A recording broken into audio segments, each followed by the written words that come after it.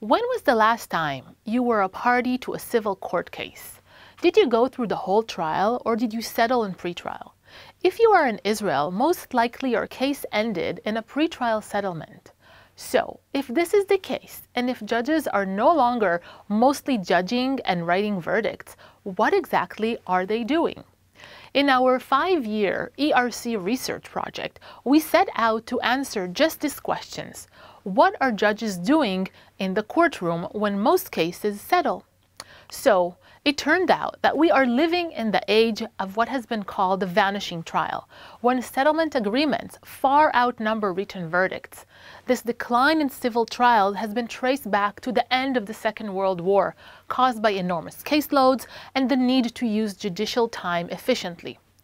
Our research that took place in Israel, England, Wales, and Italy showed that this trend has increased in recent years and that judges use a host of techniques to encourage parties to settle.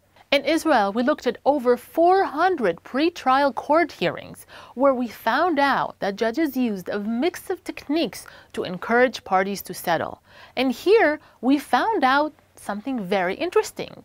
While judges use 13 types of soft forms of power to convince sides to settle, it was all done in the shadow and under the authority of the law, since these same judges will preside on the case in which they promoted settlement during pretrial.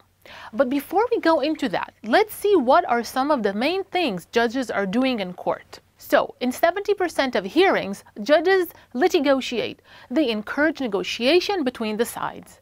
In 42% of the hearings, they give predictions, evaluating what they think they will decide if the parties will go to trial.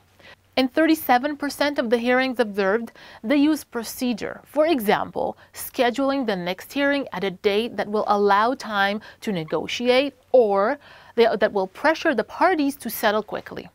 In 27% of the hearings, they use alternative dispute resolution techniques, such as addressing relationships between the litigants or proposing an apology as a solution. They even use humor in 10% of the hearings, joking about themselves, saying that if both sides are equally unhappy with my opinion, said one judge, it inevitably means it's a good one. Or they tell parties about the tricky place of the truth, saying that every now and then I meet people who are not afraid of the truth simply because they did not know it. And even if they would see the truth in the street, they would not have recognized it. But perhaps the most interesting thing we found, and despite what we thought we would see in the courts, is that judges are doing much of these techniques under the authority of the law by applying pressure to settle. And while judges are using practices taken from the world of alternative dispute resolution, they are nevertheless focused on more coercive and external application of the law. Thank you.